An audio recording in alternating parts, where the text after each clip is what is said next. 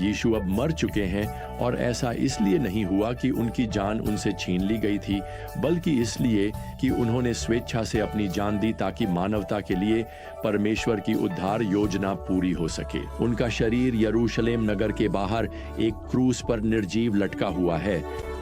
अब सुसमाचार विवरणों में कई ऐसे विवरण हैं जो प्रभु के हमारे लिए बलिदान की शारीरिक, आत्मिक, यहाँ तक कि प्रतीकात्मक सुंदरता को प्रकट करते हैं। और मुझे आपको बताना है कि प्रभु के क्रूस पर चढ़ाए जाने के समय की कुछ प्रतीकात्मक सुंदरता खो गई है, क्योंकि पारंपरिक दृष्टिकोण यह है कि प्रभु को शुक्रवार को क्रूस पर चढ़ाया गया था।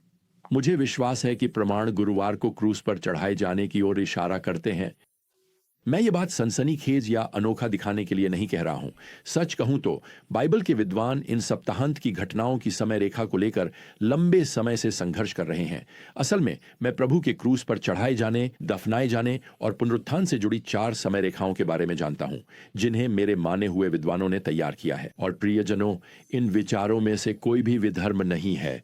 ये स्वर्ग या नर्क से जुड़ी शिक्षाएं नहीं हैं। और मैं आज ये बात केवल इसलिए उठा रहा हूं क्योंकि मैं बहुत सारा नफरत भरा पत्र पाना नहीं चाहता, बल्कि इसलिए कि मुझे लगता है कि यहां कुछ प्रतीकात्मकता खो गई है।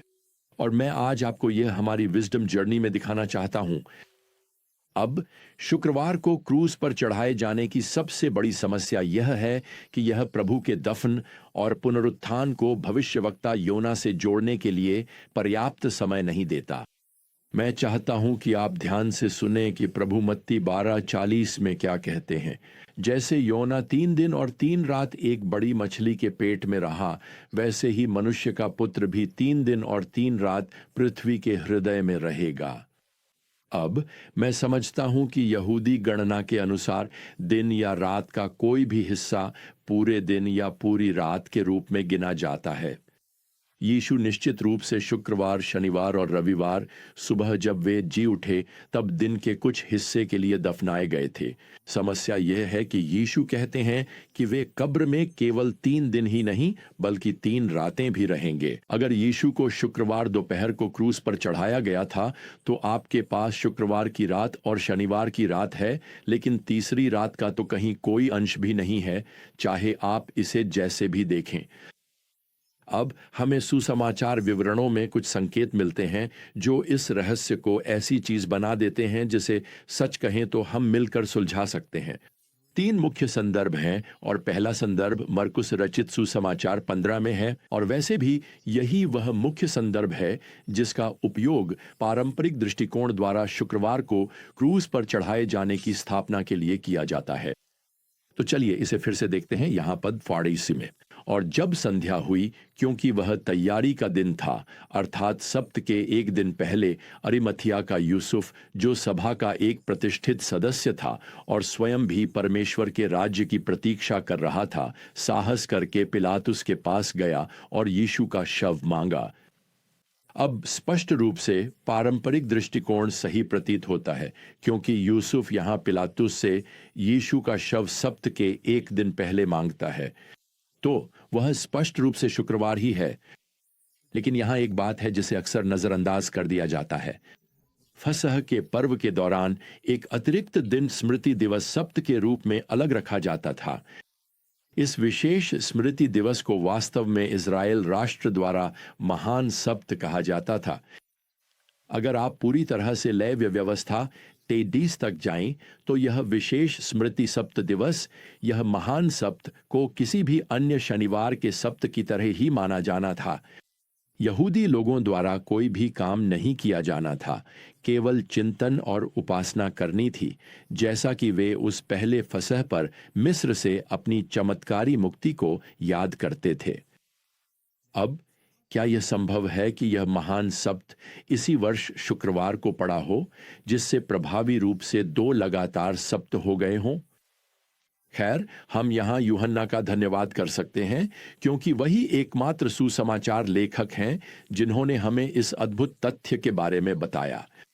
यूहन्ना 19:30 में लिखते हैं, जब यीशु ने खट्टा दाखरस लिया तो उसने कहा, पूरा हुआ और उसने अपना सिर झुका लिया और अपनी आत्मा को सौंप दिया, चूंकि यह तैयारी का दिन था और ताकि शव सप्त के दिन क्रूस पर न रहे। और यूहन्ना इसमें यह टिप्पणी जोड़ते हैं, क्योंकि वह सप्त एक बड़ा दिन था, एक उच्च सप्त था। यहूदियों ने पिलातुस से अनुरोध किया कि उनकी टांगें तोड़ दी जाएं और उन्हें वहां से हटा दिया जाए। दूसरे शब्दों में, क्योंकि अगला दिन सप्त था, यहूदी नेताओं ने नहीं चाहा कि ये यहूदी अपराधी अपने क्रूसों पर लटके रहें। वे चाहते थे कि वे मर जाएं और दफना दिए जाएं। और यूहन्ना, जिनका दिल बहुत अच्छा है, हमें बताते हैं कि अगला दिन कोई सामान्य शनिवार का सप्त नहीं था, वह एक उच्च सप्त था। क्या आप जानते हैं, इस साल ये दोनों सप्त एक के बाद एक शुक्रवार और शनिवार को थे। अब एक और पद है जो इस कालक्रम की ओर संकेत करता है। मत्ती के सुसमाचार में अध्याय 28:1 में हमें बताया गया है कि मरियम मगदलीनी और एक अन्य महिला और भी अन्य महिलाएं थीं। मार्कुस 16 और लूका 24 हमें बताते हैं वे सप्त के बाद रविवार की सुबह जल्दी कब्र पर पहुंची। ग्रीक न्यू टेस्टामेंट में बहुवचन संज्ञा का उपयोग किया गया है, एक वचन का नहीं, इसलिए इसका अनुवाद होना चाहिए, अब सप्तों के बाद ये महिलाएं रविवार को पहुंची। यहां पर यह एक बहुवचन संज्ञा है, क्योंकि उस वर्ष स्मृति सप्त और शनिवार का सप्त लगातार 2 दिन थे। अब यही वह जगह है जहां प्रतीकात्मकता की सुंदरता सामने आती है, और सच कहूं तो मैं इसी वजह से इस बात को इतना महत्व दे रहा हूं। जैसा कि हम समझते हैं कि गुरुवार को क्रूस पर चढ़ाया गया था और शुक्रवार फसह के विश्राम का स्मृति सप्त दिवस था, तो इसका क्या अर्थ है? अगर आप मिस्र देश में हुए उस मूल फसह की ओर वापस जाएं, तो आपको याद होगा कि प्रभु ने घोषणा की थी कि 10 विपत्तियों में से अंतिम विपत्ति आने वाली है। हर किसी को जो चाहता था कि उसका पहिलौठा बेटा उस रात जीवित रहे, एक मेमना चुनना था, उसे मारना था और उसके खून को अपने घर के दरवाजों की चौखटों पर लगाना था। उन्हें परिवारों के रूप में उस मेमने को एक साथ खाना था, और जिन घरों पर मेमने का खून लगाया गया था उन पर मृत्यु नहीं आएगी, वे बचा लिए जाएंगे। इसी से फसह शब्द आया है। ईश्वर ने मूसा से कहा कि वह राष्ट्र को निर्देश दें कि वे निसान महीने की 10वीं तारीख को अपना फसह का मेमना चुनें, जो हमारे मार्च अप्रैल के समय के अनुसार है। उन्हें उस मेमने को 4 दिन तक रखना था और फिर 14वें दिन उन्हें उस मेमने को मारना था और उसी शाम को उसे खाना था। सदियों तक यहूदी लोग उसी पहले फसह के लिए मूसा के निर्देशों का पालन करते रहे। अब जरा यीशु के समय में चलिए, जब उस वर्ष निसान की 10वीं तारीख रविवार को पड़ी थी। लोग अपने फसह के मेमनों के साथ यरूशलेम पहुंचने लगे। योसेफस, जो कि पहली सदी के एक यहूदी इतिहासकार थे और इज़राइल में रहते थे, उन्होंने यरूशलेम में फसह पर्व के बारे में लिखा है, जहां 2 मिलियन लोग आए थे और कुल 250,000 मेमने बलि देने और मिस्र से अपनी मुक्ति की याद में खाने के लिए लाए गए थे। अब मैं फसह की घटनाओं को प्रभु की गतिविधियों के साथ समन्वित करना चाहता हूं।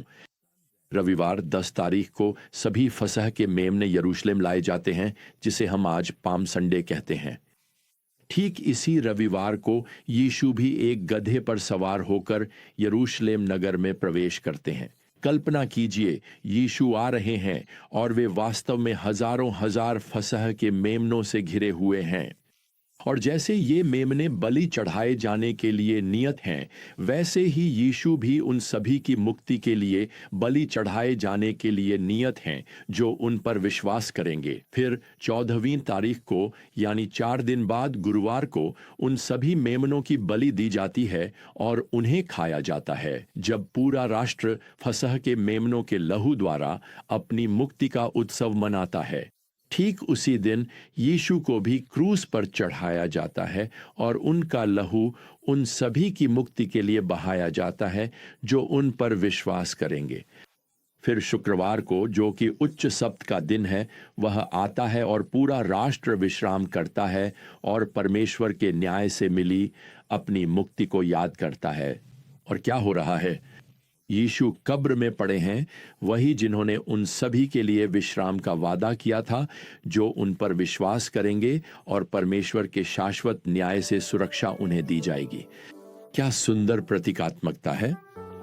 क्या दिव्य रूप से नियोजित समय है हर एक विवरण तक। मैं आपको बताना चाहता हूं, परमेश्वर की उद्धार की योजना मुक्ति की एक सुंदर कहानी है। तो इसी के साथ आज के लिए हमारा समय समाप्त होता है।